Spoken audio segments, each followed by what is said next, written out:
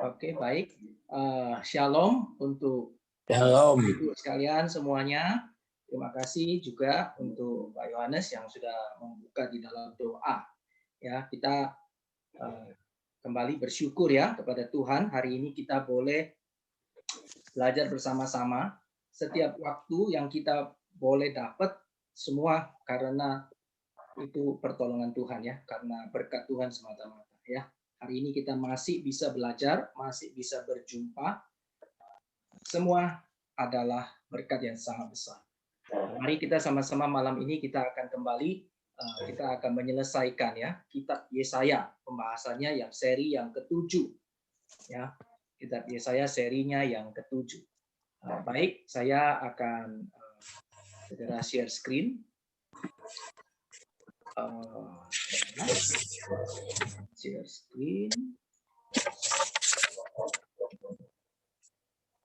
Oke, baik.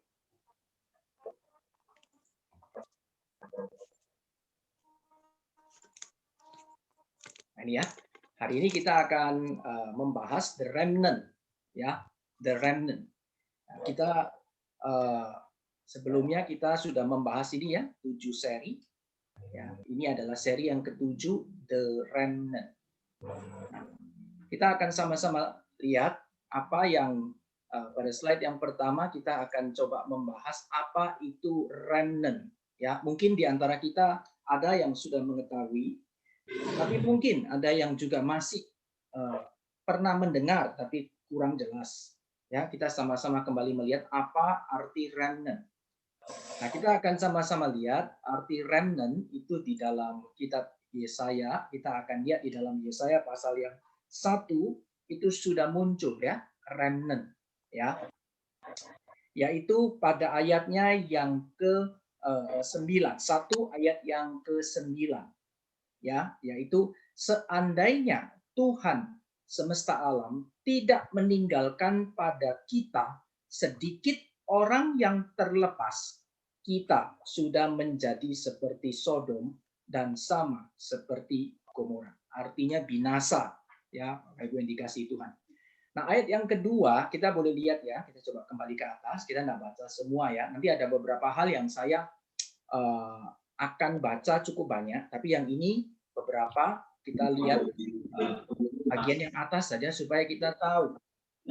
Yesaya pasalnya yang pertama, ayatnya yang pertama dan kedua, ini kita sudah bisa lihat ya. Itu bahwa Yesaya mengatakan ya, Tuhan berfirman, aku membesarkan anak-anak dan mengasuhnya, tapi mereka memberontak terhadap aku. Jadi kita sudah jelas ya. Jadi ini Yesaya berfirman, Tuhan berfirman melalui Yesaya itu memberikan satu peringatan yang sangat keras ya. Ini diberikan kepada bangsa Yehuda. Yesaya diutus ke Yehuda ya. Jadi Yehuda meskipun adalah bangsa yang bangsa yang diperkenan Tuhan, tapi ternyata mereka juga dikatakan telah memberontak terhadap Tuhan. Ya, nah kita nanti lihat. Oleh sebab itu maka Tuhan akan mendatangkan judgment. Nah, itu kita sudah pernah lihat ya, message-nya. The message of Yesaya itu adalah judgment dan juga nanti salvation ya. Tapi bicara yang ayat yang kedua bicara soal Tuhan akan mendatangkan judgment. Nah, oleh sebab itu dikatakan di bagian ayatnya yang ke-9 itu Yesaya mencatatkan ya, seandainya Tuhan semesta alam tidak meninggalkan pada kita sedikit orang yang terlepas, kita sudah menjadi seperti Sodom dan Gomora. Kita sudah menjadi seperti Sodom dan Gomora. Nah, oleh sebab itu kita lihat bersama-sama ya, sedikit orang yang terlepas Sodom dan Gomora itu apa di sini? Sangat sedikit ya. Ini saya memberikan ya. Sangat sedikit orang yang terlepas, sangat sedikit orang yang terlepas. Ini sangat sedikit orang yang terlepas. Ini di dalam bahasa aslinya itu ini adalah sarit, ya, katanya syar, syar ya, kata-katanya syar.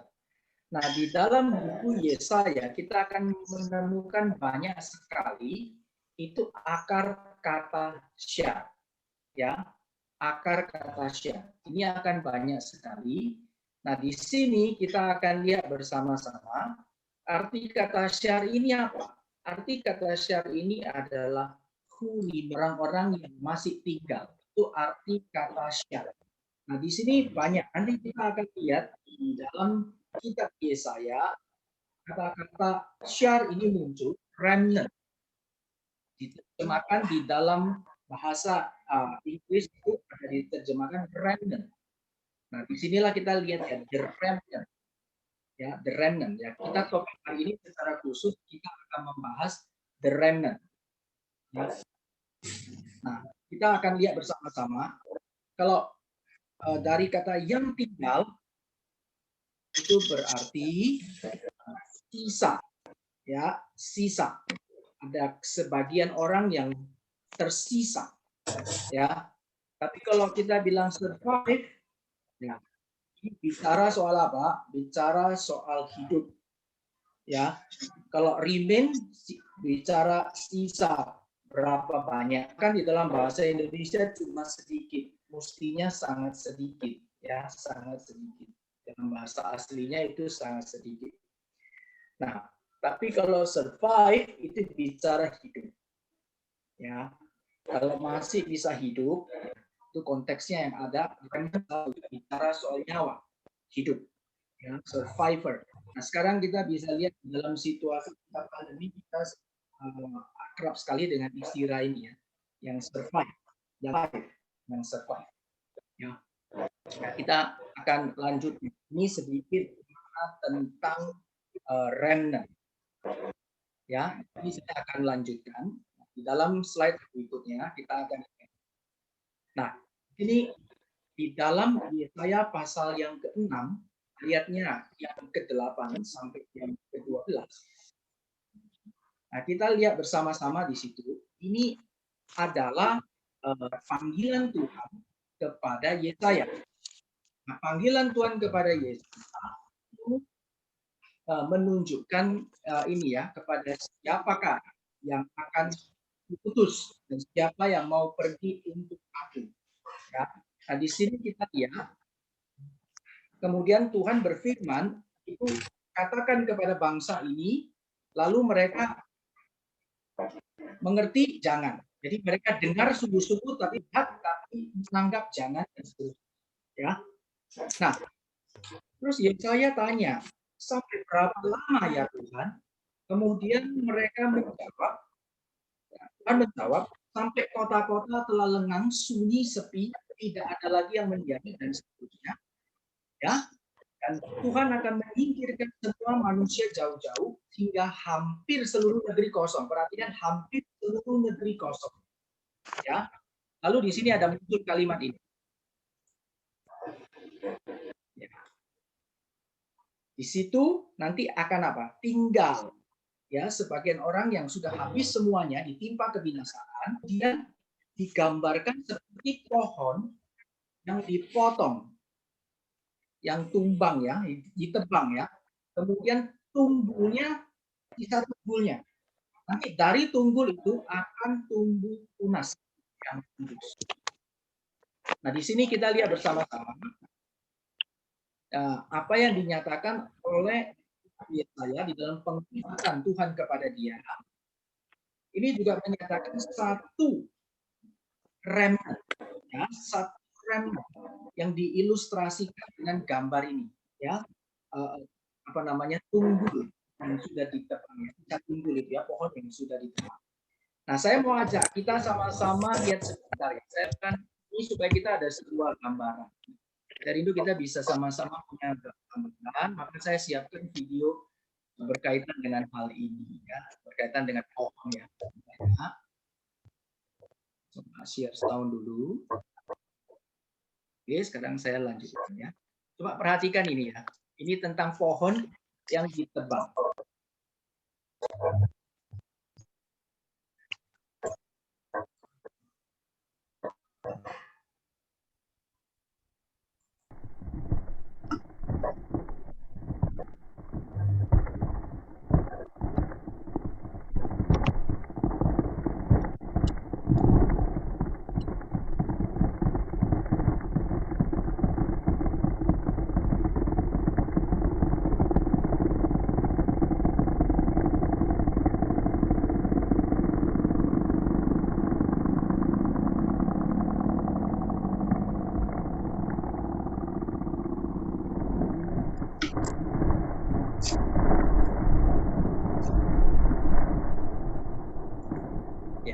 kira cukup ya. Nah, ini gambaran pohon yang gitu. Ini yang diberikan oleh Tuhan. Gambaran tentang umatnya. Yang sudah memberontak kepada Tuhan, maka Tuhan katakan mereka nanti itu akan sorry.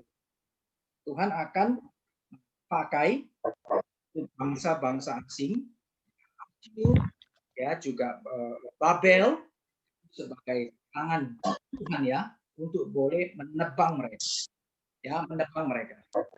Sehingga sisa daripada yang ada itu sisa tunggulnya saja, oke? Itu sisa dari tunggulnya saja.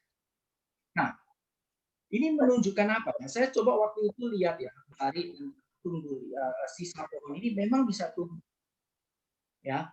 Nah, tapi kita lihat kalau tidak ada pertolongan Tuhan, kalau Tuhan itu tidak beranugerah, maka sebenarnya tunggul ini tidak bisa tumbuh. Kenapa? Karena Tuhan bisa saja itu menghancurkan semuanya, ya? Menghancurkan semuanya. Nah, kita perhatikan bagaimana kalau misalkan berikutnya saya akan ya. Kita lihat yang ini ya. Jadi saya juga langsung share semua ya, sebentar ya.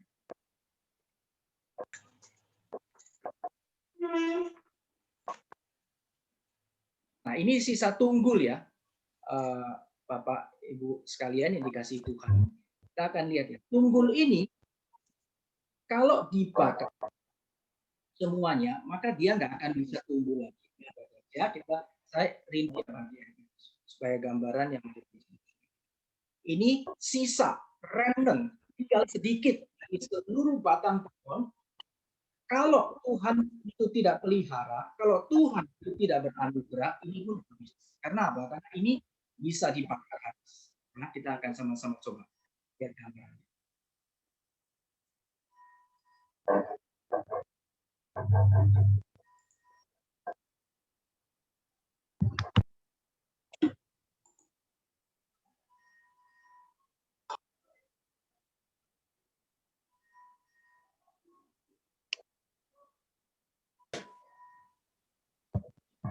Bentar ya, agak sedikit lag.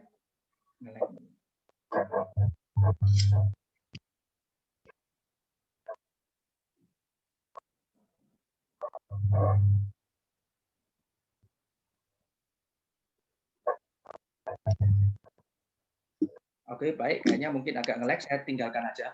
Jadi ini saya menunjukkan bahwa kalau ini itu tidak ada belas kasihan Tuhan dan kemurahan Tuhan, ini dibakar, maka tidak ada harapan lagi untuk yang namanya tunggul itu bisa bertumbuh lagi. Ya, tidak ada harapan lagi. Ini saya stop dulu. Saya share ulang. Oke, saya share ulang.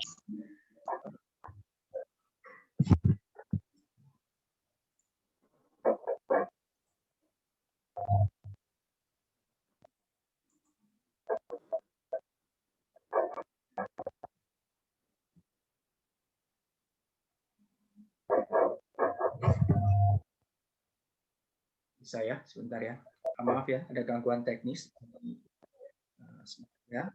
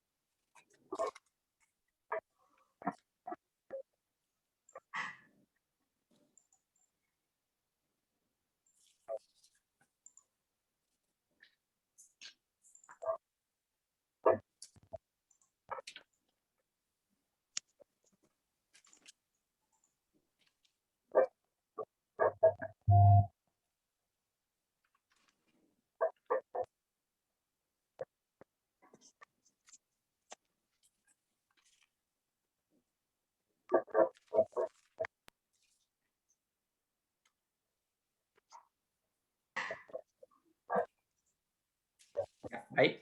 Nah, sekarang saya lanjutkan. Jadi, saya tadi mau menunjukkan video, nggak bisa ya, nggak apa-apa. Jadi, kalau tidak ada belas kasihan Tuhan dan tidak ada anugerah Tuhan, maka yang namanya tumbuh juga akan tidak mungkin tumbuh lagi. Nah, oleh sebab itu, ketika Tuhan itu memberitahu pesan kepada Yesaya terhadap bangsa Israel sampai berapa lama, ya, maka dikasih tahu sampai semua menjadi sunyi, tapi sisa itu Tuhan masih sayangkan. Nah, ini remnant.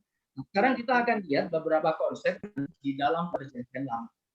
Ya, beberapa konsep remnant di dalam perjanjian lama. Yang pertama kita akan lihat dalam peristiwa Nuh. Ya, peristiwa Nuh ini paling sederhana. Ya, saya ambil yang sederhana. Kita bisa mengerti dengan baik. Ya. 8 orang selamat. Jadi yang saya mau menjadi sorotan kita adalah yang selamat itu tidak banyak. Rapper itu sekali lagi menunjukkan sesuatu sisa yang sangat sedikit. Jadi di zaman orang yang ada di tengah dunia pada zaman itu lumayan sudah beranak cucu cukup banyak, ya. Tetapi yang diselamatkan Tuhan itu cuma 8 orang. Jadi di antara sekian banyak itu yang diselamatkan Tuhan cuma 8 orang. Seluruh bumi itu dibinasakan dan Tuhan memilih 8 orang saja. Saya lanjutkan. Kemudian peristiwa Lot. Ya, peristiwa Lot. Peristiwa Lot di kota Sodom dan Gomora itu dari seluruh kota Sodom dan Gomora yang Tuhan selamatkan itu hanya 3 orang saja. Mestinya 4 ya, tapi istri Lot itu kemudian dia menoleh ke belakang, tidak taat, dan dia kemudian binasa. Nah, tetapi 3 orang saja yang selamat. Ini juga menunjukkan sebuah konsep Tuhan. Nah, ini berarti ada kesengajaan. Jadi bapak-bapak dan ibu yang dikasihi Tuhan, kalau bicara soal remnant, harus ditekankan ya ada satu konsep Allah dengan sengaja. Memang hanya memilih, menetapkan sedikit orang ya yang diselamatkan ya. 8 orang selamat, 3 orang selamat. Mungkin supaya kita tahu jumlahnya, karena mungkin banyak kita kurang menghafalkan jumlahnya. Jadi peristiwa Elia itu sebagai nabi di zamannya Raja Ahab yang jahat itu, ya, juga istrinya Isabel itu, waktu dia diancam, dia ketakutan dan dia mau dibunuh ya. Nah, di sini kemudian dia lari, Elia ada stres juga, stres ya. Nah, dia bilang sama Tuhan, Tuhan, aku ini sudah kerja loh segiat-giat bagi Tuhan. Ya. Karena orang Israel, perhatikan ya. Apa yang dikatakan Elia? Karena orang Israel berarti bangsa Israel. Ini jumlahnya sudah banyak. Ya, ini jumlah banyak, sudah jutaan orang. Ya, sebab waktu bangsa jutaan. Jadi ini boleh dikatakan sudah lebih banyak. Orang Israel itu meninggalkan perjanjianmu, katanya Elia. Meruntuhkan mesbah-mesbahmu dan membunuh nabi-nabimu dengan pedang. Hanya aku seorang diri yang selamat dan mereka juga mau mencabut nyawaku. Katanya Elia gitu, dia di dalam stres. Nah, tapi perhatikan ayat ke-18 itu Tuhan menjawab. Tuhan menjawab apa? Tuhan menjawab begini, ini orang-orangnya itu di antara seluruh orang Israel itu mereka meninggalkan perjanjianku ya. Tapi aku, kata Tuhan, telah meninggalkan 7.000 Israel. Yakni semua orang yang tidak sujud menyembah Baal dan mulutnya tidak mencium dia.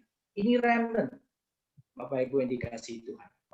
Ya, jadi waktu Elia itu dia rasa dia tinggal sendiri, yang kamu tidak tahu, tapi Tuhan dalam rencananya Tuhan pelihara, Tuhan tetap ada memilih sebagian orang ya, 7.000 orang di Israel. Kelihatan 7.000 banyak ya, tapi kok dibandingkan juta itu sedikit. Sekali lagi ini ada konsep remnant. Nah, saya mau membawa kita melihat waktu kita bicara soal konsep remnant itu menunjukkan sangat sedikit Bapak Ibu yang dikasihi Tuhan. Nah, kenapa saya mau menunjukkan sangat sedikit sekali itu orang yang kemudian Tuhan dengan sengaja. Sekali lagi saya mengatakan dengan sengaja. Karena ini menunjukkan adanya sebuah rencana kekal ketetapan yang Tuhan nyatakan.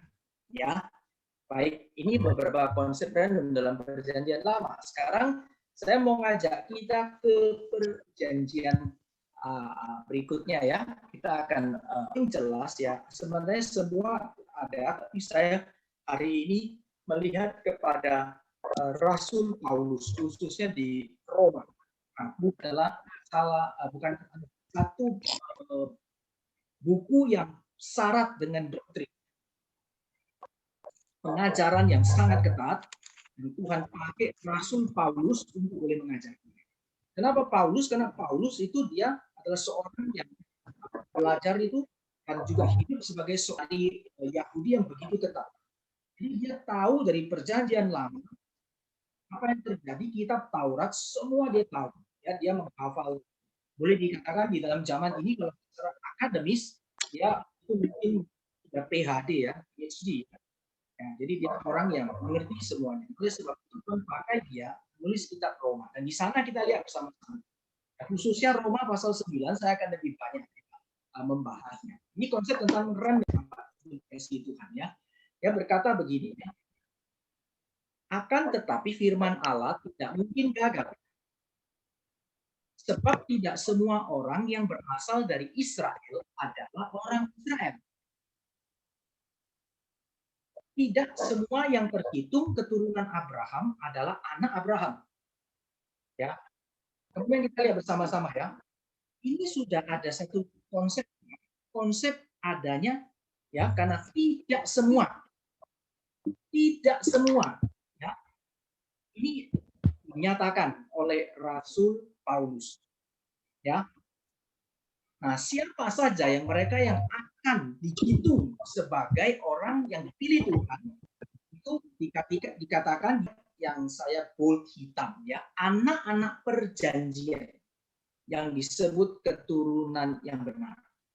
Jadi menurut daging itu artinya secara jasmani daging ya adalah anak-anak Allah, bukan, tetapi perjanjian dengan Allah yang taat kepada covenant ya, Allah nyatakan itu disebut keturunan yang benar. Nah, covenant Allah tetapkan sejak kekekalan dan ia sudah siapkan orang-orang. Oleh sebab itu berikutnya Paulus mengatakan begini, dikatakan supirkan ya, sebelum dilahirkan sudah pemilihan ditentukan. Dia kasih contoh anak-anaknya Ribka ya, anak-anak yang Ribka adalah siapa?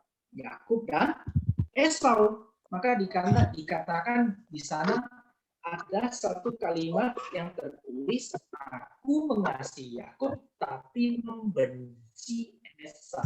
Ini remnant. Ya, ini remnant. Sekarang teruskan dulu. Paulus nanti mengutip Yesaya sebagai satu kesimpulan yang menyatakan seluruh konsepnya. Jadi menjelaskan konsep tentang remnant. Ya. Lalu kita lihat berikutnya lagi. Ya. Nah, lalu Paulus memberikan satu apologetik. Ini apologetik ya. Apakah Allah tidak adil? Nah, ini seringkali akan timbul pertanyaan. Apakah Allah tidak adil? Maka Paulus jawab bicara sama Musa begini. Tuhan bilang, aku taruh belas kasihan kepada siapa aku mau menaruh belas kasihan. Aku bermurah hati kepada siapa aku mau bermurah hati. Nah ini Bapak Ibu yang dikasihi Tuhan. Sekali lagi kita lihat, ini adalah belas kasihan Allah. Ini adalah anugerah Allah. Artinya apa? Ya, bukan tergantung kepada kehendak orang itu, saya mau atau tidak, atau kepada usaha orang itu, saya buat yang baik dan saya memberikan jasa-jasa yang baik-baik, bukan, tapi hanya pada anugerah Tuhan, kemurahan hati Tuhan. Ya, nah, jadi di sini dikatakan dengan jelas oleh Rasul Paulus. Nah, kita boleh lihat ya, ini kemudian Paulus memberikan membuat bejana, periuk ya. Apakah tukang periuk itu tidak mempunyai hak atas tanah liatnya? Gitu ya. Mengapa engkau membentuk aku demikian gitu ya. Nah, jadi kan tukang periuk punya hak penuh, dia mau bentuk apa terhadap ini tanah liatnya, dia mau bentuk menjadi apa? Ya, untuk tujuan yang biasakah, tujuan yang muliakah, atau bahkan berikutnya dari yang Rasul Paulus ajarkan tentang remnant, maka dikatakan kita langsung bawa ya ini di bagian yang itu biru gitu ya, itu ada Hosea ya, itu saya nggak baca, saya baca yang bagian merah saja ya. Ini Yesaya berseru tentang Israel sekalipun jumlah anak Israel seperti pasir yang dinyatakan oleh Rasul Paulus. Paulus eksposisi dengan ketat sekali. Sebenarnya ini juga bagaimana Paulus melihat di dalam kitab Yesus dengan jelas. Nah, jadi konsep remnant yang ada di dalam perjanjian lama, lalu kemudian di dalam kitab Yesaya, itu tetap berlaku sampai dengan perjanjian baru. Dan sekali lagi, saya menekankan ulang, bahwa remnant berarti bukan saja sedikit, tapi sangat sedikit. Ya, sangat sedikit orang yang dipilih Tuhan itu untuk satu tujuan yang Tuhan selamatkan. Ini kita lihat dari apa yang dinyatakan ya. Yang kita lihat beberapa contoh tadi. Nah, baik, sekarang saya lanjutkan untuk yang bagian Paulus. Ini saya lihat di pasal 10 dan pasal 11. Ya. Paulus mengatakan ya, ini ada hal yang penting khususnya di pasal 10. Yang begini, ya, Paulus itu ingin rindu supaya mereka diselamatkan. Artinya supaya orang-orang yang bangsa Yahudi secara khususnya, orang Israel itu loh, itu kan sebenarnya supaya mereka itu diselamatkan. Ya, nah tapi kerinduan ini tidak mungkin menyelamatkan mereka, karena yang menyelamatkan mereka sebenarnya ada pilihan Allah. Kalau Allah, anugerah Allah atas diri mereka. Ya, tetapi sebagai orang percaya, sebagai hamba Tuhan, sebagai orang Kristen, maka kita harus mempunyai keinginan hati dan kerinduan yang sama seperti Paulus terhadap orang-orang yang belum diselamatkan. Ya, nah kita punya hati yang sama. Nah, Paulus memberikan satu hal yang sangat tajam ya. Mereka itu sungguh-sungguh giat untuk Allah. Nah, ini mereka yang tidak di dalam remnant itu, ada orang-orang yang demikian itu, mereka giat banget buat Allah.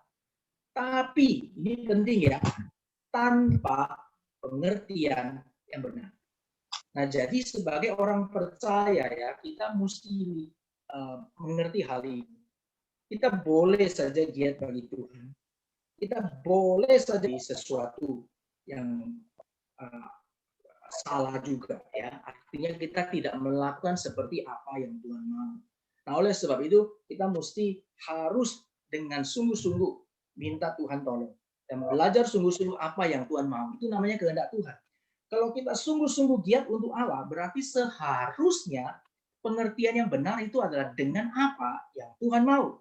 Kalau dengan apa yang saya mau, itu berarti sesuatu yang tidak sesuai. Itu bukan kehendak Allah, itu kehendak saya. Ya. Nah, jadi kita lihat di sini bahwa hanya dengan satu giat saja yang benar, tapi tidak punya pengenalan yang benar, itu tidak cukup. Harus dengan benar. Oleh sebab itu kita lihat ya, kenapa Usa itu binasa. Usa itu dihukum Tuhan ya, maksudnya dihukum Tuhan. Dia itu niatnya baik, dan dia mau itu pegang tabut perjanjian supaya tidak jatuh. Tapi Tuhan marah. Ya, Tuhan hukum Usa. Nah, ini menjadi satu bagi kita untuk senantiasa belajar apa? Kita belajar untuk senantiasa mencari kehendak Tuhan. Ya, untuk mencari kehendak Tuhan dengan penuh bersandar kepada kebenaran firman Tuhan, kita belajar satu langkah demi satu langkah ya. Kita mau belajar untuk mengenal kehendak Tuhan. Nah, maka ayat pasal yang 11 ya, itu di tengah-tengah, di pasal yang ke-10. Jadi 9, 10 ya, 10 menjelaskan kenapa mereka binasa, karena mereka tidak kenal Tuhan, ya, tidak punya pengertian yang benar. Maka pasal 11 itu dikatakan lagi ya. Nah, khususnya 11 ayat 5 itu nanti dikatakan ya. Demikian juga pada waktu itu ada tinggal suatu sisa menurut pilihan kasih karunia. Ini yang mau saya tekankan. Nah, dari atasnya kita bisa baca sendiri, itu bicara soal umat pilihan, bicara Allah itu tidak menolak umat yang dipilihnya. Kalau Tuhan sudah pilih, pasti Tuhan pilih.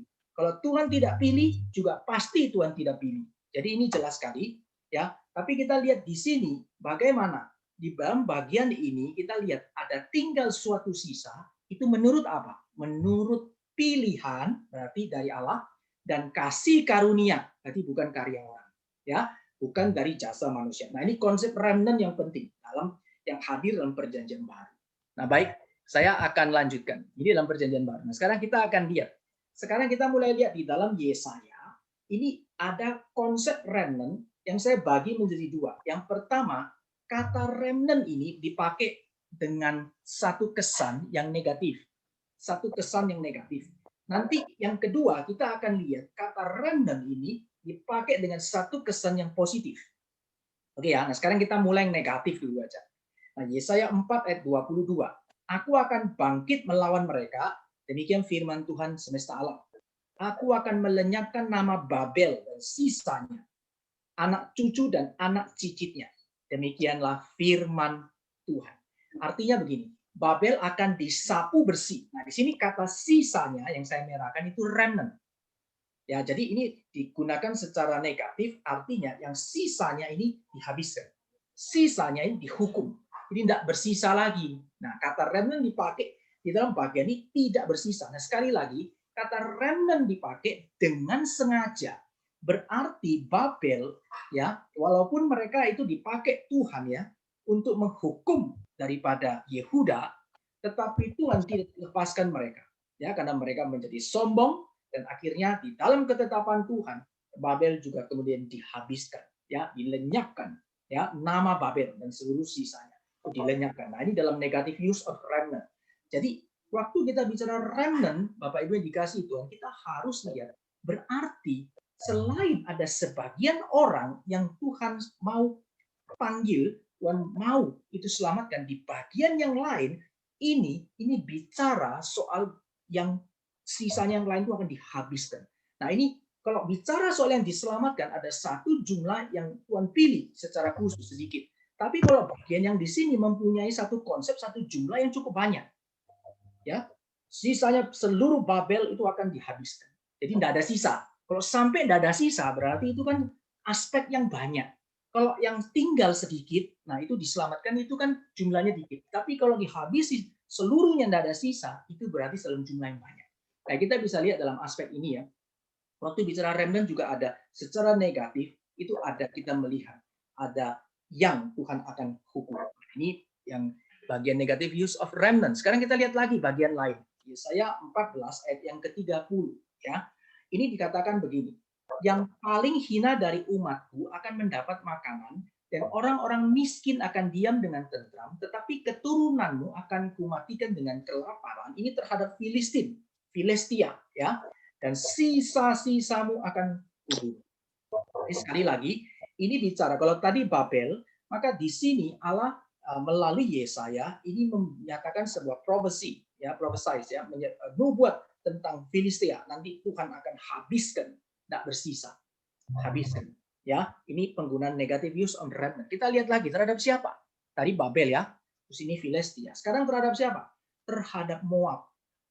Ya, terhadap Moab itu juga Tuhan katakan. Ya, kemudian dia katakan di situ ada kata yang tersisa di tanah itu juga akan dihabiskan. Ya, nah itu dikatakan kata remnant dipakai secara negatif. Jadi Moab juga akan dihabisi Tuhan. Moab akan dihabisi itu secara total, tidak ada lagi sisanya, tidak ada lagi sisanya. Jadi kalau secara negatif berarti tidak ada lagi. Ya, kita lanjutkan lagi. Nah, sekarang terhadap Damsik juga sama, ya, sisa Aram, Damsik mewakili alam, ya, itu juga akan Tuhan habiskan. Nah, jadi kita bisa lihat ya, ini kata remnant digunakan di dalam kitab Yesaya ini di dalam sense yang negatif pada penghukuman. Ya, jadi Tuhan tidak menyisakan orang-orang yang sudah melawan Tuhan dan orang-orang yang akan Tuhan hukum. Ya. Nah, sekarang kita lihat ya. Sekarang kita lihat bagian yang positif. Ya, secara positif. Kata positif use of remnant. Nah, ini 4 ayat 3. Ya, orang-orang yang tertinggal di Sion, Yerusalem ya, dan yang tersisa akan disebut kudus, yaitu setiap orang yang di Yerusalem yang tercatat untuk beroleh hidup. Ya. Nah, di sini kita boleh lihat ini ketika Allah menghukum mereka melalui bangsa asing, ya, banyak yang Tuhan sudah dibawa ke pembuangan dan sebagainya. Tetapi Tuhan menyisakan sebagian. Nah, ini tersisa. Ini untuk apa? Untuk Tuhan bawa, untuk kemudian Tuhan kembalikan ke Yerusalem. Nah, tapi di sini ada satu hal yang dicatat.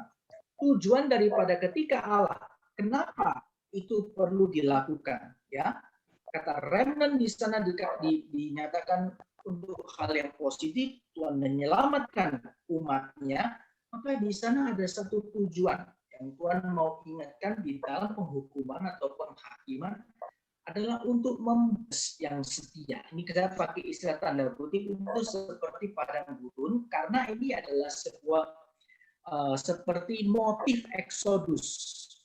Motif eksodus. Kenapa motif eksodus? Karena begini. Bangsa Israel waktu dia dipimpin keluar dari perbudakan Mesir, mereka dipimpin Tuhan. Semestinya mereka tahu daripada itu. Tapi mereka itu tidak setia kepada Tuhan. Maka itu 40 tahun. Kenapa? Supaya habis satu generasi. Ya, supaya habis generasi dan generasi selanjutnya yang generasi yang sisa di padang gurun yang setia itu baru boleh tanah kanan. Ini eksodus motif yang ada di kitab Yesaya yang kaitannya dengan ya. Jadi di sini tujuannya adalah untuk membersihkan kekotoran putri Sion ya. Jadi di sini bersihkan untuk membawa kembali supaya umat Tuhan itu berkembang. Ya, Tuhan mempunyai cara yang Tuhan siapkan dan Tuhan boleh mendidik umat Tuhan itu dengan tegas karena Allah itu adalah Allah yang adil. Judgment berarti keadilan. Tetapi di sisi lain karena perjanjiannya, keadilan yang telah Tuhan nyatakan kepada umatnya, maka dia tetap setia. Nah, dia menyelamatkan, salvation, selamatkan. Di dalam bagian itu ada remnant ya, yang Tuhan boleh kuduskan. Baik, kita akan lanjutkan. Positive use of remnant di bagian lain. Ini di Yesaya 10:20 ya. Tetapi pada waktu itu sisa orang Israel dan orang yang terluput di antara kaum keturunan Yakub tidak akan sandar Israel dan tetap setia. Perhatikan 10:21. Suatu sisa akan kembali. Sisa Yakub akan bertobat di hadapan Allah yang perkasa. Ya. Sebab sekalipun bangsamu, hai Israel, seperti pasir di laut banyaknya, namun hanya sisanya akan lagi satu hal yang Tuhan nyatakan di dalam pembuangan bangsa Israel, ya mereka yang maksudnya ke Babel, mereka nanti akan kembali, tapi tidak semua kembali, hanya sisanya yang akan kembali. Nah, kita bisa mengambil satu kesimpulan kecil, ya tidak banyak, ya, hanya sisa, ya akan bertobat kembali. Nah, di bagian ini saya mau ajak kita bersama-sama perhatikan bagian ini ya. Bukan hanya kembali secara geografis ya. Jadi perhatikan pada waktunya itu bukan hanya kembali secara geografis, tetapi kembali juga secara spiritual. Ya, sisa orang Israel ini ada pertobatan yang Tuhan karuniakan. Pertobatan yang Tuhan karuniakan. Nah, Bapak Ibu yang dikasihi Tuhan, setelah bangsa Israel Yehuda khususnya kembali ke Yerusalem, itu kalau kita melihat di dalam kitab suci, kita boleh lihat ya, nah, mereka pada saat itu ya, secara umum bangsa itu mereka tidak berani melakukan yang tidak namanya menyembah kepada berhala dan sebagainya. Memang ada dosa-dosa lain ya, misalnya mereka tidak taat tidak menjalankan dengan sungguh apa itu ada ya, tapi kayak menyembah kepada berhala dan sebagainya itu tidak. Tapi mereka menjadi satu kaum yang sangat legalis. Makanya ada hukum Taurat yang mereka taklak begitu. Taati setengah mati sampai nanti masuk di dalam perjanjian baru.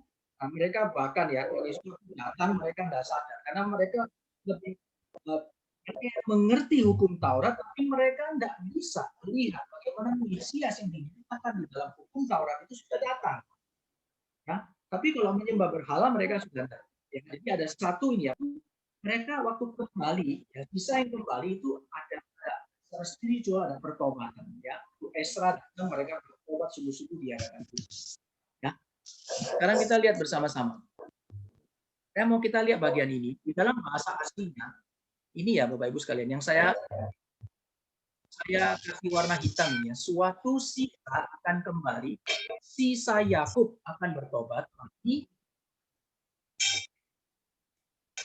kita lihat di dalam bahasa aslinya ya.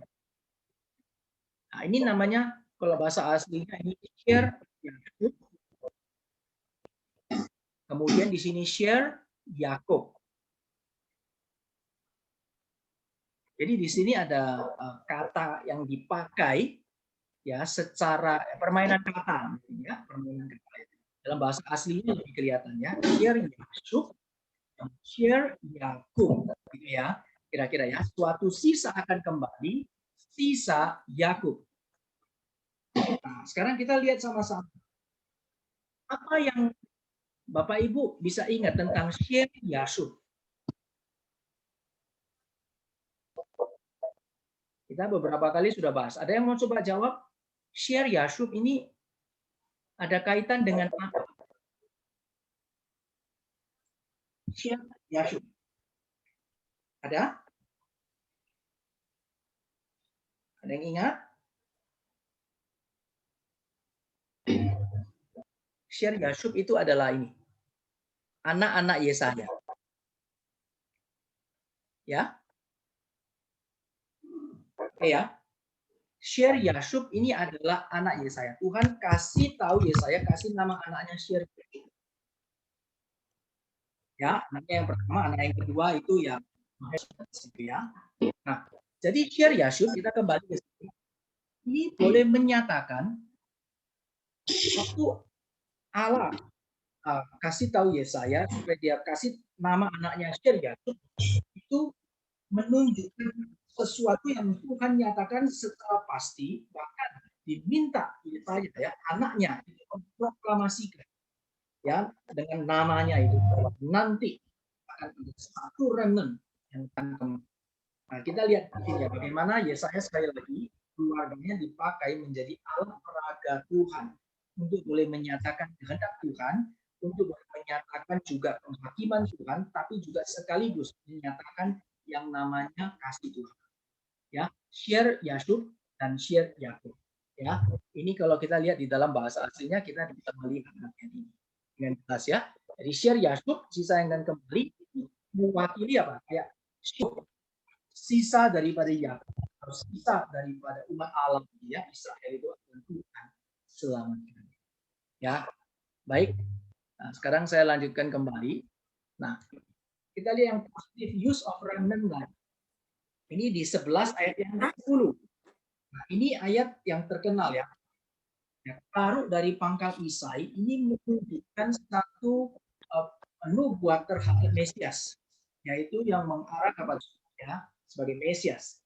Nanti taruh dari pangkal Isai artinya yang pohon yang ditebang itu nanti tunggul itu kemudian nanti dia akan tumbuh ya akan berikan hope, pengharapan dia akan tumbuh kembali. Ya, di sini akan menjadi panji-panji bagi bangsa-bangsa.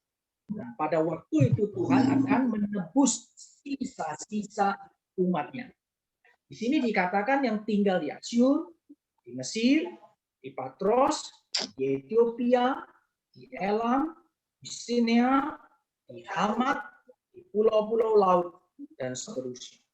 Ini menunjukkan ada satu pandangan ke depan ya, ada satu menebus sisa-sisa itu remnant.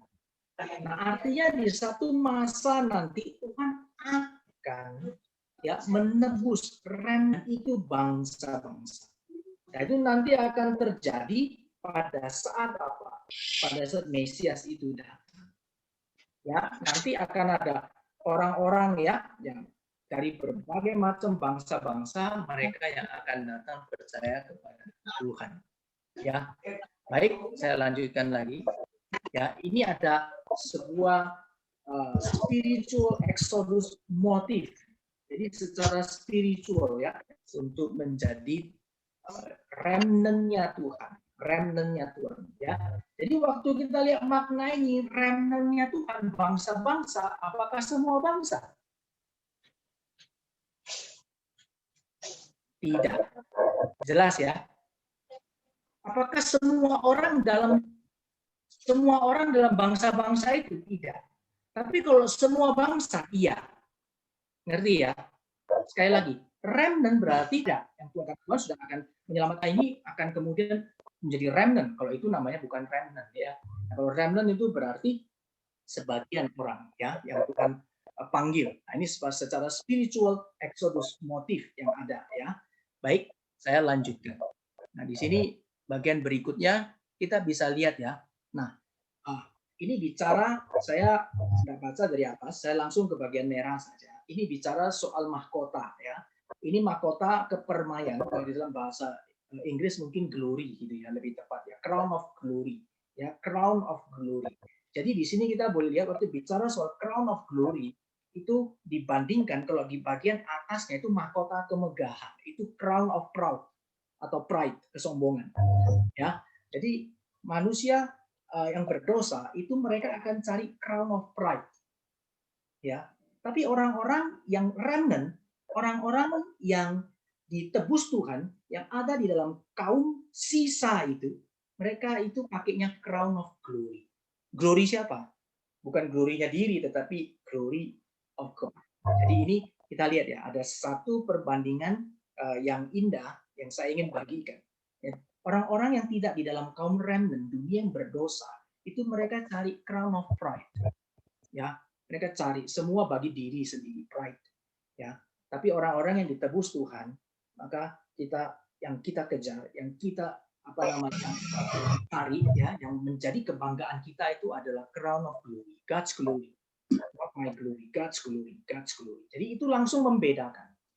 Nah, jadi sekarang kalau kita mau cross check di dalam hidup kita, kita lebih kejar apa? Kita lebih kejar crown of pride atau crown of glory. Gitu ya. Nah, ini menjadi satu hal yang mungkin kita perlu untuk pikirkan, kita merefleksikan diri kita. Kalau kita mungkin masih mengejar crown of pride, nah kita mesti bertobat. Ya. Tapi kalau kita sekarang kita tahu, saya kejar crown of glory. Hidup saya untuk kemuliaan Tuhan dan sebagainya. Saya taat pada seluruh kehendak Tuhan. Saya menjalani apa yang menjadi perintah Tuhan. Maka kita boleh ada ya menjadi orang-orang yang dinamakan kaum sisa. Ya, karena Tuhanlah yang menjadi mahkota kita. Crown of glory, crown of glory. Ya. Nanti di dalam Mesias, Kristus datang, Tuhan itu akan mendapatkan crown of glory-nya Tuhan lewat jalan salib. Ya, melalui jalan salib. Way of cross, way of suffering. Ya, kita sudah bicara soal hamba yang menderita. Ya, Tuhan waktu dia dicobai oleh setan di padang gurun itu ya, iblis mencobai Tuhan. Itu iblis sebenarnya tahu. Dia bilang gak usah susah-susah. Kamu langsung saya kasih crown of glory. Menurut iblis. Tapi sebenarnya iblis tawarin itu apa? Crown of pride. Ya, wah saya langsung aja nggak usah susah. Saya kan anak Allah. Ngapain saya mesti susah-susah taat sama Bapa? Ya, saya langsung saja. Ya, itu crown of pride. Tapi Tuhan Yesus taat, ya, karena memang Tuhan adalah Allah yang memberi teladan yang paling indah dan bagi kita semuanya. Di dalam seluruh hidup kita selalu akan ditantang oleh dua macam crown. Bapak Ibu sekalian, ingat kita pasti ya sebagai orang pilihan Tuhan, remnant, kita akan ditantang dua ini. Iblis selalu tawarin kita crown of pride. Tapi baiklah kita selalu ingat, kita berdoa Tuhan, saya maunya crown of glory. Dan ketika kita pilih crown of glory, maka crown of glory ini dijalani sesuai dengan apa yang Tuhan Yesus sudah menjadi teladan, itu adalah jalan salib. Jalan salib. Oleh sebab itu, jikalau dalam kondisi sekarang, di dalam ketaatan kita kepada perintah Tuhan, kita menderita. Kita harus bersyukur dan mengucap syukur kepada Tuhan. Berarti kita adalah remnant. Kita adalah orang-orang yang tahu dan tetap setia dalam kondisi apapun. Saya tetap kejar crown of glory. Ya, nah ini satu hal yang indah yang saya ingin bagikan karena saya sendiri juga diberkati dalam bagian ini. Ya, baik, saya akan lanjutkan. Ini crown of glory. Nah, berikutnya di sini dikatakan di dalam 46 ayat 1 Yesaya ya. Nah, ini yang bagian atas itu menunjukkan itu dewa-dewa daripada negara asing, Babel ya. Dewa Bela, dewa Nebo, itu semua satu saat itu kan dewa-dewa yang tidak sejati, dewa-dewa yang palsu itu mereka akan tidak mungkin mereka akan bertahan ya, tidak mungkin mereka bisa bertahan. Tetapi nah ini bicara kepada keturunan Yakub ya, kaum sisa itu ya, orang-orang yang masih tinggal ya, yang sisa itu, nah Tuhan itu yang akan menjadi ya perlindungan mereka, yang akan menjadi keselamatan mereka ya. Maka ada ayat yang sangat indah, 46 ayat 4 itu ya, sampai masa tuamu, aku tetap dia, sampai masa putih rambutmu, aku menggendong kamu. Ya, ini satu ayat yang sangat indah. Yang menjadi penghiburan bagi kita semua ya. Kita kalau orang-orang yang dipilih Tuhan, orang-orang remnant, ya kita adalah orang-orang yang akan Tuhan sertai ya. Yang sampai kapan? Sampai selama-lamanya. Kalau di tengah dunia ini ya sampai kita tua ya, Tuhan tetap memperhatikan kita. Bahkan dikatakan ya, ini satu bentuk kasih Tuhan dan satu bentuk pemeliharaan Tuhan. Itu bahkan Tuhan mengatakan bahwa aku yang menggendong kamu. Nah, Bapak Ibu sekalian, menggendong ini berarti kan menyatakan kita sudah tidak kuat. Dalam kondisi kita sudah tidak kuat, tetapi Allah tetap setia. Meskipun kita sudah tidak mampu lagi, Allah tetap di sana. Nah, Bapak Ibu mesti membandingkan, Allah itu sebenarnya mempunyai kuasa. Tapi Allah menyatakan dirinya begitu personal. Sampai Tuhan menyatakan aku menggendong kamu. Nah, ini satu keindahan yang luar biasa bagi orang-orang yang dikatakan remnant di sini. Remnant. Ya, remnant berarti Tuhan itu sungguh-sungguh boleh menyatakan kasih setianya itu sampai selama-lamanya. Bahkan menyatakannya secara personal kepada kita sekalian pribadi, lepas pribadi. Nah, oleh sebab itu, mari kita tetap setia. Dalam hidup kita kadang ada banyak berhala. Ya, berhala itu tidak selalu harus sesuatu yang kelihatan atau sesuatu yang kemudian menyerupai Allah ya yang kita buat ya, ilah-ilah begitu ya. Tetapi berhala bisa juga segala keinginan hati kita yang tidak sesuai dengan kehendak Tuhan. Berhala juga bisa kita punya pride. Berhala itu juga bisa kita punya semua hal yang kita mau, itu bisa jadi berhala. Nah, mari kita ingat baik-baik ya, mari kita menyingkirkan semua berhala itu dan kita mau hanya menempatkan Tuhan saja. Ya, Tuhan saja seumur hidup kita boleh kita melayani dan mengiring Tuhan dengan setia. Ya, nah, baik, saya lanjutkan. Sekarang kita akan lihat di bagian yang akhir. Ya, ini sebuah kesimpulan, ya, sebuah kesimpulan yang boleh kita belajar berkaitan dengan the remnant yang dinyatakan di dalam kitab Yesaya. Nah, beberapa hal yang boleh dinyatakan, berarti yang pertama, Bapak Ibu sekalian, tidak semua Israel akan diselamatkan. Kalau kita bicara soal remnant, berarti tidak semua Israel akan diselamatkan. Di bangsa Israel, berarti juga mereka ada yang dipilih Tuhan secara khusus, ya, tapi ada juga mereka yang kemudian tidak dipilih Tuhan. Nah, di sini kita lihat, makanya ada remnant, ya, ada sisa yang akan kembali. Nah, dengan demikian kita juga bisa lihat tidak semua keturunan Abraham akan diselamatkan. Abraham itu keturunannya banyak sekali, Tuhan memberkati dan firman-Nya digenapi seperti pasir ya, dan juga seperti bintang di langit. Gitu ya. Kita lihat, tetapi kalau bicara soal remnant, kita mesti melihat satu hal. bahwa tidak semua keturunan Abraham akan diselamatkan. Nah, dengan demikian, kita boleh melihat satu kebenaran lagi. Kalau begitu berarti tidak semua manusia berdosa akan diselamatkan. Sekali lagi saya kasih kata manusia berdosa. Kenapa? Karena kalau semua manusia berdosa, berarti itu upahnya maut. Supaya kita jelas, ya, manusia berdosa itu upahnya sudah maut. Ya, orang yang kalau sudah melakukan sebuah tindakan yang melawan hukum pasti sudah dihukum. Betul enggak? Kalau dia dapat grasi, itu anugerah. Betul enggak? Kan enggak bisa ngomong, oh ya, semua orang yang sudah melakukan tindakan yang melawan hukum, maka mereka itu harus semua diselamatkan. Kan enggak. Kalau melawan hukum mesti dihukum. Kan gitu. Mereka ditangkap, mereka ditaruh di itu penjara, dan mereka dihukum di sana. Itu semua yang dihukum. Jadi kalau kita bisa bicara soal orang yang melanggar hukum, ya semua harus dipenjara, dan mereka ada di penjara. Tapi yang dapat grasi tidak semua. Kalau presiden kasih grasi kepada siapa, itu anugerah. Ya. Jadi kita boleh lihat ya, tidak semua dapat grasi. Oke? Nah, jadi tidak semua manusia berdosa itu diselamatkan. Bicara soal remnant, hanya sebagian. Kalau saya mengatakan remnant, maka sebagian kecil, Bapak Ibu sekalian. Sekali lagi, di bagian akhir ini, kesimpulan ini saya mau tekankan sebagian kecil. Bapak Ibu yang dikasihi Tuhan, jikalau hari ini kita itu menjadi orang-orang Kristen bagaimana? Maka saya katakan lagi, tidak semua loh orang Kristen akan diselamatkan. Loh, kok begitu, Pak? Iya, kalau tidak semua orang Israel akan diselamatkan, juga berarti tidak semua orang Kristen akan diselamatkan. Kenapa? Kita Kristen yang sejati atau Kristen yang itu apa? Kristen-Kristenan, KTP. Betul enggak? Nah, bicara soal remnant, itu kita harus kembali dengan sungguh-sungguh kita bawa diri kita di hadapan Tuhan. Ya. Nah, hanya umat Tuhan yang sejati, sekali lagi, kaum pilihan yang namanya remnant itu yang akan mendapat bagian di dalam kerajaan Allah. Ya, akan mendapatkan bagian di dalam kerajaan Allah. Dan itu bukan karena kita. No. Ya, bukan karena kita. Kita tidak bisa usaha apa-apa. Ya, itu hanya karena belas kasihan. Itu karena grace of God. Karena anugerah Tuhan. Amazing grace katanya ini apa? John Newton. Amazing grace, how sweet the sound. John Newton mengatakan ya, yang belas kasihan Tuhan.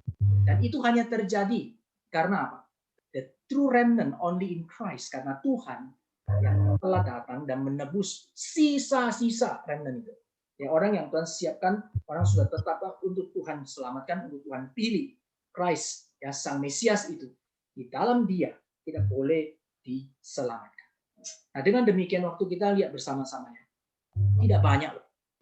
Hanya sedikit kalau bicara soal remnant, saya mau tekankan hanya sedikit loh orang yang Tuhan itu panggil menjadi kaum remnant. Bagaimana sikap kita? Kalau hari ini kita menjadi orang-orang yang cinta Tuhan, hari ini kita percaya kepada Yesus Kristus sebagai Tuhan dan Juru Selamat kita, kaum pilihan Tuhan sebagai gereja, Tuhan sudah tebus kita dan kita boleh menjadi umat pilihan Tuhan. Kita tahu ini tidak semua dapat, ini remnant, ini sebagian kecil orang, tapi kita boleh ada di dalamnya. Bagaimana respon kita, Bapak Ibu kasih Tuhan?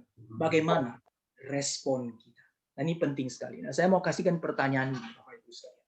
Saya rindu kita mungkin di bagian akhir ini, saya rindu kita sudah belajar ya, kita sudah belajar banyak. Ada 1, 2, 3, 4, 5, 6, 7. Tapi saya rindu kita kembali lagi melihat. Hari ini kita menjadi orang yang diselamatkan Tuhan. Kita boleh lihat, itu tidak semua orang, dan itu hanya sebagian kecil.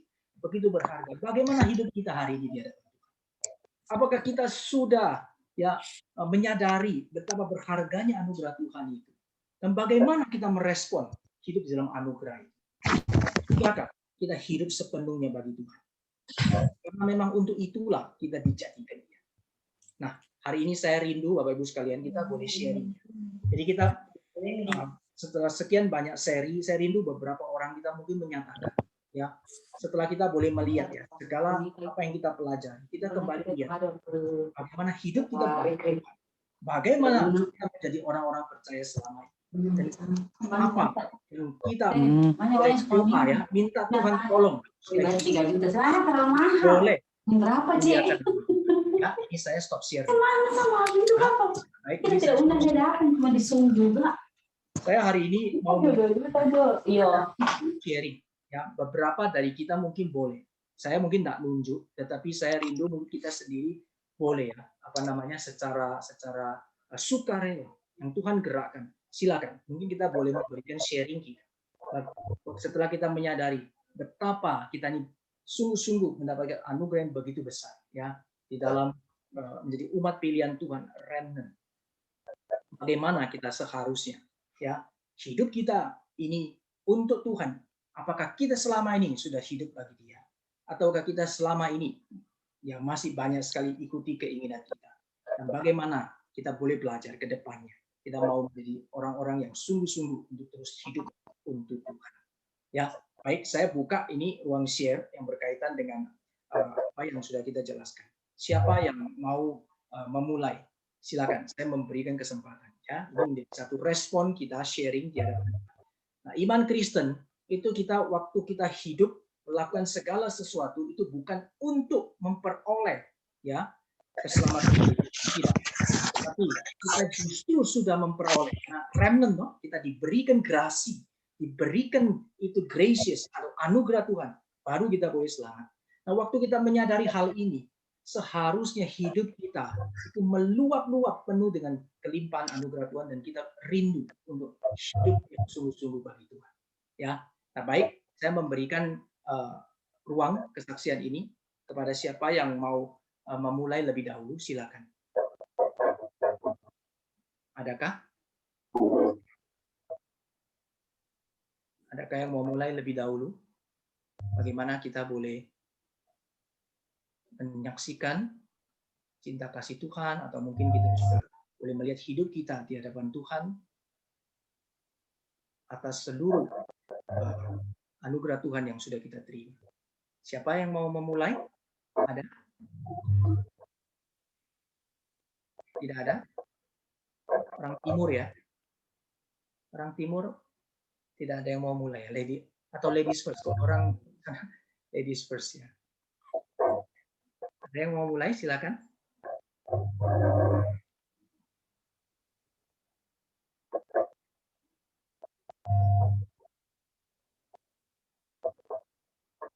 Tidak ada?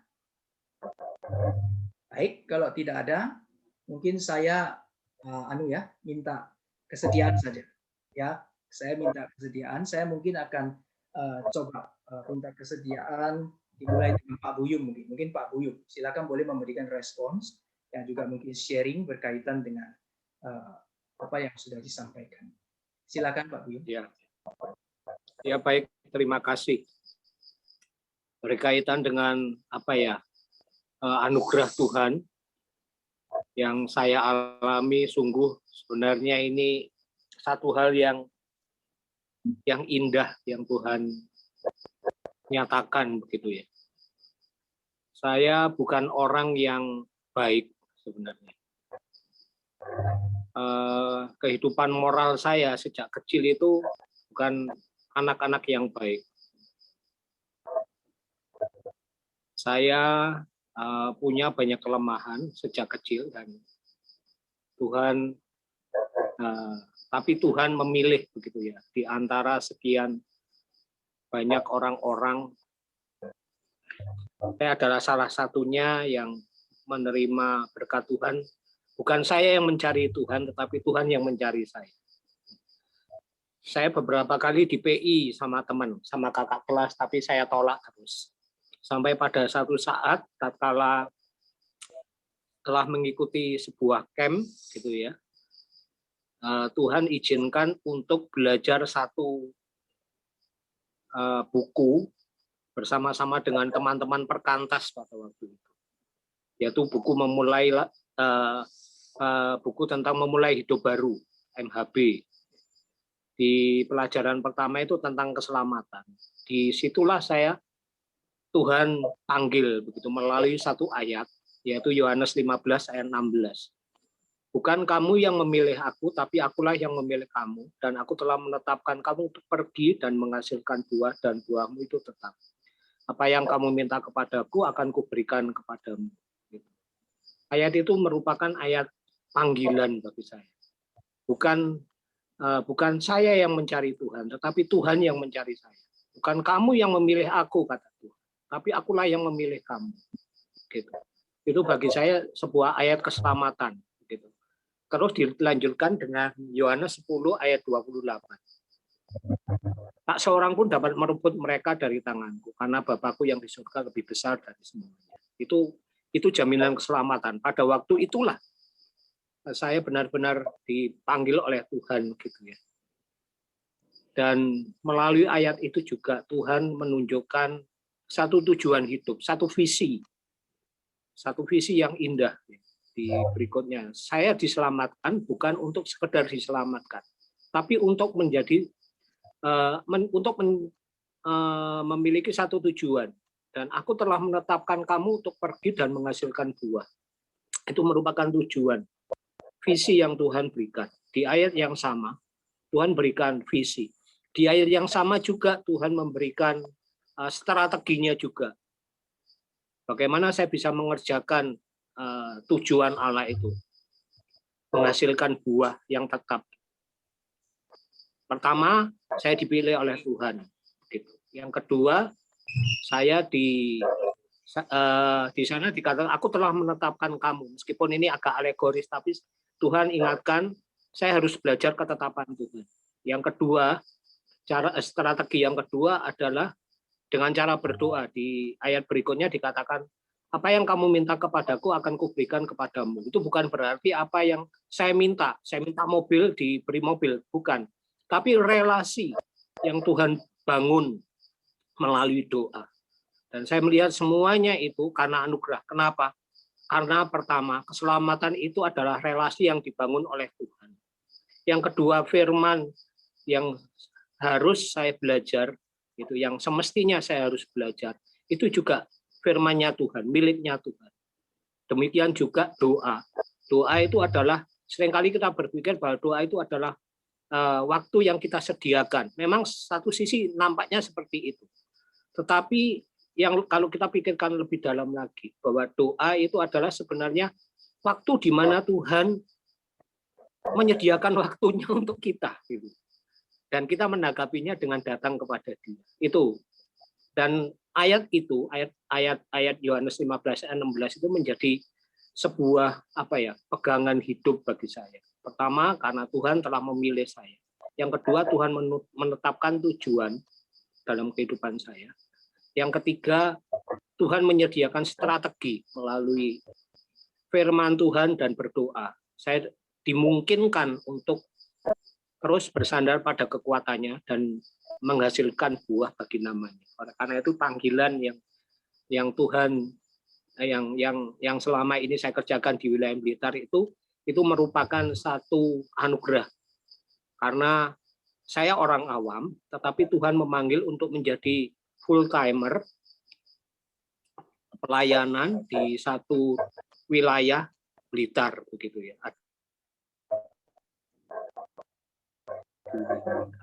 Dan menurut saya Tuhan luar biasa. Dalam perjalanan hidup saya pun juga Tuhan menunjukkan kasih setianya, bukan karena kekuatan saya, tapi karena kasih karunia Tuhan.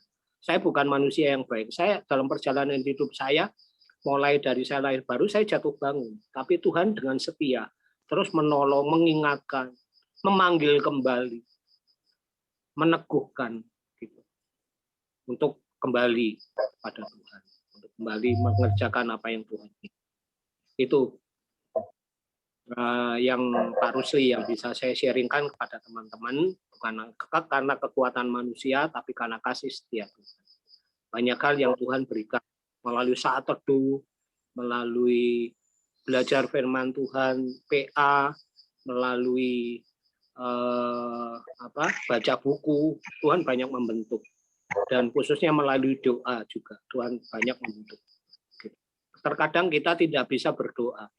Pada waktu itu saya cuma bisa berdiam diri. Tapi itulah waktu yang indah di mana Tuhan sediakan untuk mendengar keluhan yang tak terucapkan oleh karena pertolongan Roh Kudus. Segala kemuliaan bagi Tuhan. Soli Deo Gloria. Ya, terima kasih untuk respon dan sharingnya ya, Pak Buyung. Baik, siapa yang mau menyambung? Pak Buyung yang pertama sudah. Ada lagi yang mau menyambung? Silakan. Kalau ada yang mau menyambung, saya berikan kesempatan. Siapa yang bersedia? Silakan. Ada? Secara khususnya mungkin juga berkaitan dengan apa yang telah kita bahas pada malam hari ini. Saya rindu satu hal ya. Paling tidak saya rindu ketika kita menyadari ya makna daripada remnant yang Tuhan boleh nyatakan di dalam kitab suci. Itu berarti kita hari ini boleh menjadi orang percaya itu adalah sebagian kecil dari sekian miliar orang di dunia atau berbagai zaman itu ya. Kita ini ada di dalam pilihan Tuhan itu sebagian kecil. Hanya kita ini yang boleh dipanggil dan menjadi orang percaya. Nah, ini sebenarnya saya rindu menjadikan kita itu mempunyai satu ucapan syukur yang sangat-sangat dalam ya untuk kebaikan Tuhan. Dan bagaimana setelah kita tahu bagaimana seharusnya kita mulai memakai hidup kita ini ya di dalam mengiring Tuhan. Silakan. Ada lagi? Siapa yang mau melanjutkan? Ya.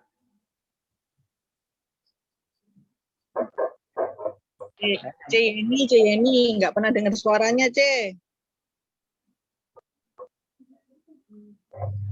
Ya, silakan. C Yen. Iya.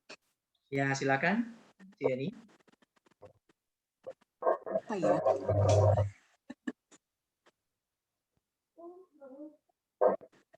Yang lain dulu deh. Oke, yang lain dulu. Siapa lagi? Tadi sudah sekarang wanita deh ya. Tadi sudah Pak Buyung, sekarang wanita. Siapa? Mungkin di antara para wanita di sini ada yang mau sharing. Di sini ada Pilia, ada Sylvia, ada Helen, ada Sally, ada Monica. Siapa yang mungkin bersedia? Ada Iman, ini Fanny ya. Si Fanny Iman ya. Silakan, ada.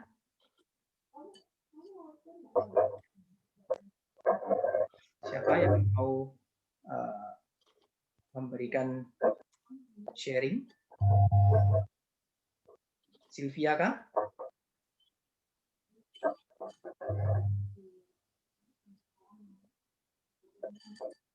Atau Monica? Ya.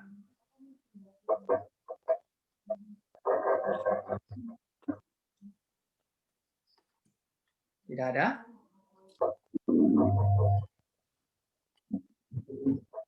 Nah, baik, kalau tidak ada, saya kasih kesempatan sekarang kepada pria ya, karena yang wanita sudah dikasih kesempatan. Sekarang pria, siapa pria yang mau memberikan respon dengan sharing?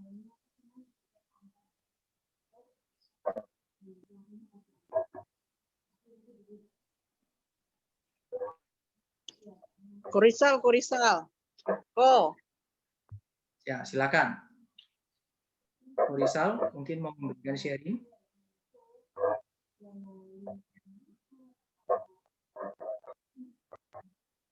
Tidak ada? Oh, ada. Ya, silakan. Nggak ada, Pak. Nggak ada. Cuma mengumum nggak ada. Ya, ada. Pak Yohanes mungkin, Pak Yohanes mungkin bersedia, berkenan untuk memberikan sharing berkaitan dengan remnant, ya, berkaitan dengan kita sebagai umat pilihan Tuhan yang sudah Tuhan boleh selamatkan kita. Kalau kita sudah dipilih oleh Tuhan, seharusnya kita juga menjalankan apa yang diperintahkan oleh Tuhan. Jadi jangan kita menyia-nyiakan waktu dan kesempatan, karena waktu dan kesempatan itu tidak akan terulang kembali. Jadi kalau kita saat ini ada kesempatan dan waktu untuk melaksanakan apa yang diperintahkan Tuhan, Tuhan, supaya kita pun boleh nantinya masuk dalam kategori orang pilihan Tuhan. Jadi bukan orang yang dibuang Tuhan. Maka kita harus siap-siap menjalankan firman dan menjalankan perintah Tuhan. Itu aja. Oke, terima kasih Pak Yohanes untuk responsnya. Oke, baik. Saya kasih kesempatan untuk 2 orang lagi ya. 2 orang lagi. Setelah itu mungkin kita akan close. 2 orang lagi saya kasih kesempatan. Siapa saja, silakan yang bersedia. Silakan, Filia.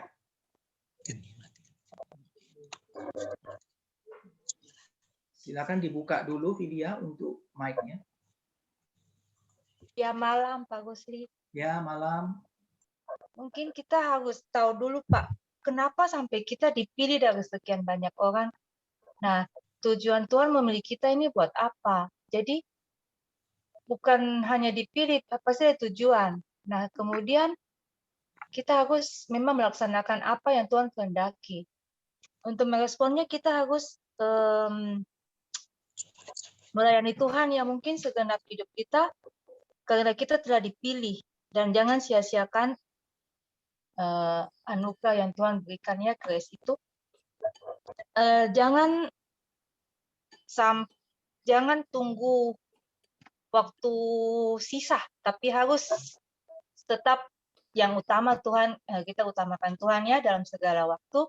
Karena betul tadi kata Pak siapa sebelum saya itu bahwa waktu itu kesempatan kita tidak tahu dan tidak akan terulang mungkin, karena sebenarnya Pak, tanpa kita pun memang tetap semua bisa. Bukan kita, oh kalau nggak ada kita nggak bisa jalan, nggak. Pasti ada orang lain. Tapi ya itu, kita harus berterima kasih dengan menghargai apa yang Tuhan kerjakan dalam hidup kita. Kita telah dipilih ya. Kan ada yang mengatakan bahwa kalau ada kereta, kita di stasiun gitu Pak, perhentian, kita mau naik dan naik, kereta tetap jalan dan tetap sampai tujuan, ya tergantung kita. Nah, jadi untuk meresponnya kita harus tetap melayani Tuhan, bekerja untuk Tuhan kapan di mana saja, dan siap sedia karena kita ini prajurit Tuhan, harus siap kapan saja Pak. Dan sampai Tuhan panggil, kita tetap harus melayani Dia Pak. Terima kasih. Oke, terima kasih ya untuk responnya. Jadi satu kalimat mungkin yang saya tangkap itu adalah selalu siap sedia hidup buat Tuhan ya. Itu satu respon yang sangat indah. Banyak orang itu ya dikasih kesempatan ya, itu mereka nanti dulu yang lain. Tunggu dulu. Kalau melayani Tuhan mungkin ada banyak hal ya. Wah, mungkin jangan saya dan sebagainya. Tapi kadang saya mau lihat dari sisi lainnya. Kita kalau melayani Tuhan, bagaimana semestinya kita menjadi orang yang senantiasa siap sedia. Ketika Tuhan kasih kesempatan, segera pakai. Ya benar ya, tadi yang dikatakan itu satu kalimat yang sangat praktis ya. Nggak ada kita juga jalan kok, itu benar. Ya, ada kita juga jalan. Ya, yang terus bagaimana respon yang benar? Syukur Tuhan mau pakai kita. Syukur Tuhan mau pakai kita. Jadi kita harus dengan sungguh-sungguh ya, terus waktu kita masih boleh ada kesempatan terus melayani Tuhan, terus melayani Tuhan. Ya, kita melayani bukan untuk mendapatkan sesuatu, tapi kita melayani itu karena kita mau ya hidup untuk Tuhan. Ya, karena Tuhan sudah memberikan anugerah begitu besar, kita nggak bisa bayar dan sanggup juga bayar. Ya, nggak sanggup untuk bayar, itu lebih tepat ya, nggak sanggup untuk bayar.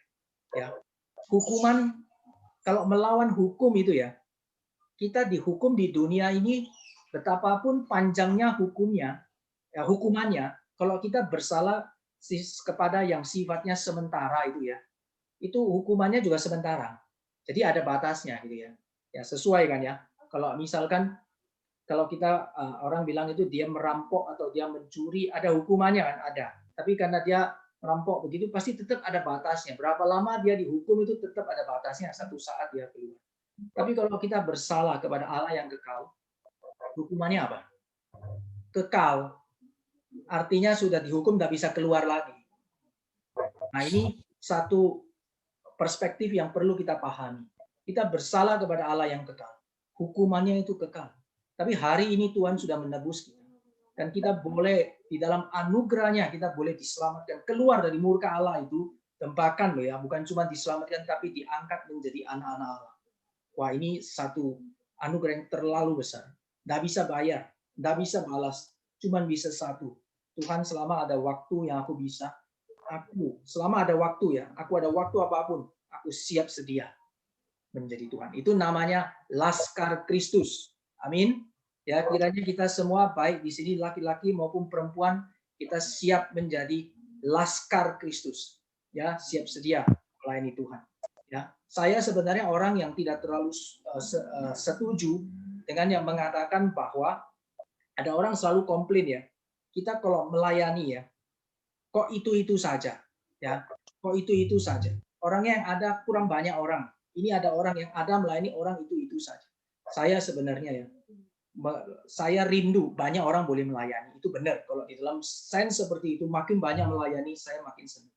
Ya, tapi kalau misalkan ada orang yang setia melayani, meskipun itu saja, menurut saya itu anugerah.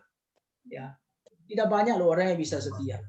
Ada orang itu satu kali ya di satu gereja ya, itu ada satu orang ibu itu kerjanya tidak banyak, melayaninya itu cuma nama. Dia tidak ada yang tahu juga. Dia biasa datang ya, gereja tidak besar. Dia biasa datang itu bersihkan gereja, dia siap-siapkan semuanya, datang sapu-sapu, lalu dia taruh itu bunga. Jadi tidak ada yang tahu karena itu pekerjaan mungkin yang tidak terlalu ini. Bunganya dibersihkan kemudian ditaruh lagi ya. Bunganya mungkin juga tidak banyak, cuma itu aja. Jadi tidak terlalu perhatikan. Nah, sampai satu masa itu jalankan terus tiap kali, mungkin juga tidak ada yang memperhatikan. Sampai satu masa ketika ibunya sudah dipanggil oleh Tuhan, baru orang tahu, datang gereja loh, kok ini kotor ya. Datang gereja loh, bunganya kok kotor ya, tidak ada yang bersihkan. Baru sadar, ternyata selama ini ada ibu itu yang diam-diam selalu bersihkan gereja. Nah, itu pekerjaan kecil, tapi Tuhan itu perhatikan. Dan kita kalau ketemu orang-orang demikian yang setia kerja meski tidak banyak, kita mesti syukur dan dorong untuk tetap kerja. Ya, sementara di sisi lain memang kita perlu dorong supaya semua itu melayani bersama-sama. Ya, nah, jadi ini menjadi satu refleksi juga yang mungkin saya boleh bagikan. Satu lagi, ya kita masih ada waktu. Satu lagi, siapa yang mau respon? Silakan. Satu lagi. Pak Rusli, boleh Silakan. saya bahkan untuk melayani Tuhan itu tidak harus satu fak atau satu istilahnya Indonesia itu. Nah, itu tidak kita bisa melayani melalui berbagai cara. Ya. Seperti tadi Pak Rusli bilang ada yang nganu kembang bersih-bersih, itu kita bisa juga melalui memperhatikan orang-orang yang ada di sekitar kita.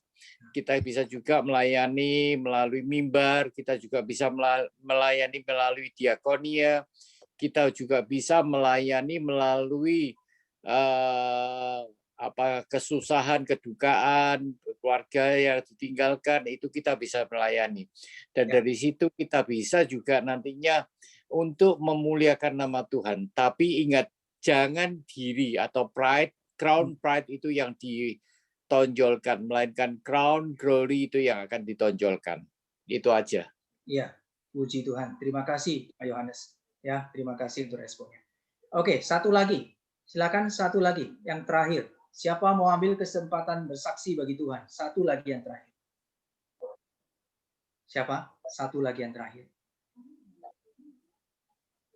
Adakah? Saya boleh? Ya, boleh, silakan. Oh, boleh. Ya. Saya bersyukur Tuhan memberikan doktrin tentang remnant ini selain membuat kita bersyukur untuk anugerah Tuhan karena kita sudah dipilih dan diselamatkan. Doktrin ini juga menjadi penghiburan buat saya jika saya mendapati ada orang yang katanya Kristen tapi jahat sekali. Itu menjadi penghiburan karena saya tahu ada remnant. Karena seperti tadi yang dikasih tahu bahwa tidak semua orang Kristen itu diselamatkan. Jadi kalau ada yang jahat gitu, saya dalam hati saya bilang, oh iya Tuhan, saya tahu ada remnant. Gitu aja, Pak. Baik, terima kasih untuk kesaksiannya. Jadi sudah ya, nggak ada lagi kan? Kalau nggak ada lagi, saya mungkin mau tutup. Tapi kalau ada yang masih mau bersaksi, satu lagi mungkin masih boleh. Tapi kalau Ada Kak Rusli. oh ya silakan, mari. Saya mau mengucap syukur aja. Saya Ya. kan sudah lama keluar dari Saat ya. Jadi ketika ikut kelasnya Pak Rusli, ya diingatkan lagi bagaimana Tuhan itu benar-benar kalau kita sampai hari ini bisa dipilih, bisa percaya, yaitu benar-benar kita katakan itu anugerah. Sebenarnya bagian kita itu harusnya binasa, tapi banyak orang kan ngomong, loh, kalau gitu Tuhan nggak adil dong. Oh bukan nggak adil, kan memang bagian kita harusnya kan yang seperti tadi Pak Rusli juga. Saya tuh senang sekali kalau bicara tentang anugerah. Semakin memikirkan itu, semakin kita itu apa ya, merasa nggak layak gitu ya. Nah, salah satu ayat panggilan saya itu, kalau tadi Pak Buyung itu di Yohanes, kalau saya itu Yohanes 15 ayat 16, kalau saya itu di apa itu di Roma pasal 12 ayat 1 dan 2 itu loh Pak. Nah itu ayat panggilan saya. Karena apa? Ketika kita memikirkan akan kasih Tuhan, anugerah Tuhan, karena saya ini juga lahir di tengah-tengah keluarga yang bukan Kristen. Semua keluarga saya itu menyembah berhala, Konghucu. Dan saya selain Konghucu, campuran animisme segala macam. Ketika saya dulu di desa ceritanya, terus ya itu semua di dalam pengaturan Tuhan, dengar firman Tuhan, dan tante saya yang ngajak saya biasanya ikut acara masih remaja, saya suka dibawa ke itu loh, dibonceng ke Surabaya di Tambak Sari, ikut KKR-nya Pak Stephen Tong. Nah dari sana saya mulai mengerti saya ini orang berdosa, terus diteguhkan waktu ada KKR di Saat. Benar-benar saya merasakan saya itu nggak layak. Karena itu saya pengen, karena Tuhan tuh sudah begitu mengasihi saya. Kayaknya saya apa yang bisa saya berikan sama Tuhan. Ketika saya mempersembahkan hidup saya pun benar. Seperti yang Kak Rusli tadi katakan, nggak cukup gitu untuk membalas kasih Tuhan. Terlalu besar. Nggak ada yang bisa kita balas. Ya, kita kalau mengerti, kita harus hidup untuk Tuhan. Menyenangkan Tuhan. Nah, itu bagian kita. Setiap kita. Di sini saya pikir semua merasakan anugerah, ya cuman nggak berani sharing kali. Ya, melalui malam ini khususnya ya setiap kali lah Pak Rusli ketika merenungkan firman Tuhan ini lagi, benar-benar kasih Tuhan itu sangat luar biasa. Anugerah Tuhan itu tidak cukup untuk kita memberikan apa saja, mau harta kita bahkan hidup kita tidak cukup kok untuk membalasnya. Itu yang harus kita ingat bila kita hidup untuk Tuhan. Bahkan ketika kita makan, minum pun kita harus hidup untuk Tuhan. Karena kasih Tuhan terlalu besar. Saya berterima kasih buat Pak Rusli yang boleh memberikan Bible Class ini. Kiranya Tuhan menolong kita semua ya, bisa makin mengenal Tuhan dan bagaimana mengerti hidup untuk Tuhan. Kita penuh dengan kelemahan dan ketidaklayakan seperti yang Pak Buyung tadi. Ya. Ada kesempatan seperti Filia tadi katakan, mari kita melayani Tuhan. Juga kalau Sejeni juga tadi, kalau ada orang jahat yang percaya Tuhan, ya lo Sejeni. Kalau belajar ini karena ada orang kaum remnant, jadi itu yang menghibur ya. Begitu Ya, saja. menghibur. Terima kasih. Ya, terima kasih ya untuk setiap kesaksiannya. Kiranya kita senantiasa boleh dikuatkan ya oleh firman Tuhan. The remnant, tak banyak, bahkan boleh dikatakan sangat sedikit. Dan itu bisa menjadi satu penghiburan ya di masa apapun, menghadapi apapun, dan sekaligus mengingatkan kita ya bahwa kita beruntung. Oleh sebab itu bagaimanapun keadaan kita hari ini, ya orang Kristen yang sejati tidak pernah kecewa, ya bisa sedih, bisa susah, tapi tidak pernah kecewa. Kenapa? Karena kita tahu kita remnant, kita menjadi orang yang dipilih Tuhan, dan itu sangat berharga. Apalagi sih yang bisa dibandingkan lebih berharga daripada boleh menjadi umat Tuhan? Tidak ada loh. Saya rindu kita punya hati yang seperti itu. Kebanggaanku adalah Tuhan. My crown is my God. Ya, itu crown of glory. Westminster Catechismus itu mengatakan tujuan hidup kita itu apa? Memuliakan dan menikmati Tuhan. Tidak ada yang lain. Itu benar itu. Katekismus itu kan satu panduan ya, iman, pengakuan iman yang sejati yang diajarkan. Ya, itu katekismus. Westminster itu reform. Ya, jadi mengatakan kalimat pertama tujuan hidup manusia itu apa? Memuliakan dan menikmati Tuhan. Sampai kapan? Selama-lamanya. Nah, itu yang menjadi bagian kita. Nah, John Piper dia memberikan sedikit penajaman. Dia bilang bukan cuma memuliakan dan menikmati Allah, bukan, tetapi dia bilang memuliakan dengan by enjoying Him. Ya, kalau katekismus Westminster itu kan glorify and enjoying Him forever and ever. Kalau John Piper mempertajam, dia bilang glorifying Him by enjoying Him forever and ever. Jadi ketika kita boleh berelasi menjadi umat Tuhan, itu my comfort forever and ever. Nah, itu dinyatakan di dalam pembukaannya Heidelberg Catechism. My true comfort itu rest in my God, Jesus Christ. Kiranya Tuhan memberkati kita semua ya. Ya, hari ini boleh jadi berkat, kita sekali lagi dikuatkan dan diingatkan. Terima kasih untuk Bapak Ibu sekalian. Kitab Yesaya selesai, sudah saya bahas. Nanti next kita akan lanjut dalam kitab-kitab yang lain. Jadi akan saya umumkan kembali. Nah, malam hari ini, mari kita akan akhiri dan saya minta kesediaan di sini. Saya minta Korisal pimpin kita dalam doa ya. Oke ya, Korisal boleh tutup dalam doa ya. Oke, mari kita berdoa. Kami berada dalam kerajaan surga, bersyukur kalau kami sudah selesai belajar satu kitab lagi. Bersyukur untuk hamba-Mu yang sudah Tuhan pakai mengajar kami. Begitu banyak berkat rohani yang sudah kami terima. Tuhan, kalau sekarang kami tahu, kami adalah orang yang sudah Tuhan pilih. Ada satu anugerah yang begitu besar yang sudah kami terima. Ada satu kehormatan yang begitu besar yang sudah kami terima. Tuhan tolong kami supaya kami tidak anak-anak Tuhan yang hanya tahu menerima berkat dari Tuhan. Tapi kami juga bisa belajar untuk mencintai dan mengasihi Tuhan.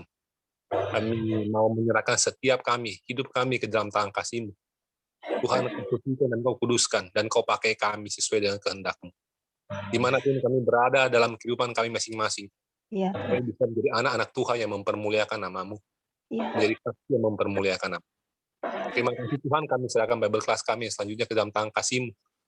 Kami berdoa supaya Tuhan sendiri yang terus bekerja, supaya Bible class ini bisa terus ada dan bisa terus menjadi berkat bagi gereja Tuhan di GKK Tenggu secara khusus.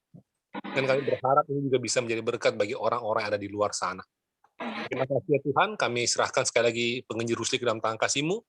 Tuhan yang terus berkati dia, dan Tuhan yang terus pakai dia. Terpujilah nama-Mu Tuhan, di dalam nama Tuhan Yesus Kristus kami sudah berdoa. Amin. Amin. Amin. Terima kasih Korisal. Thank you. Ya, terima kasih semua Bapak Ibu Selamat sekalian. malam. Thank you, Korusri. Malam ini Tuhan memberkati ya. Malam. Malam. Terima kasih semuanya. Terima kasih, Cieni. Ya, Ya, bye. Tuhan berkati. Ya, Tuhan berkati. Saya pamit dulu ya. Ya, terima kasih. Yung, terima kasih semuanya. Thank you, Rus. Ya, terima kasih. Tuhan memberkati. Terima kasih semuanya. Tuhan memberkati. Oke, saya end meeting ya. Pak Bing, Pak Gema. Ya, terima kasih. Thank Ya, you. Ding. Terima kasih Semua, thank you Pak semua. Gema. Malam. Ya, sama Ya, Pak Rusli. thank you. Saya end meeting ya semua. Selamat malam. Ya.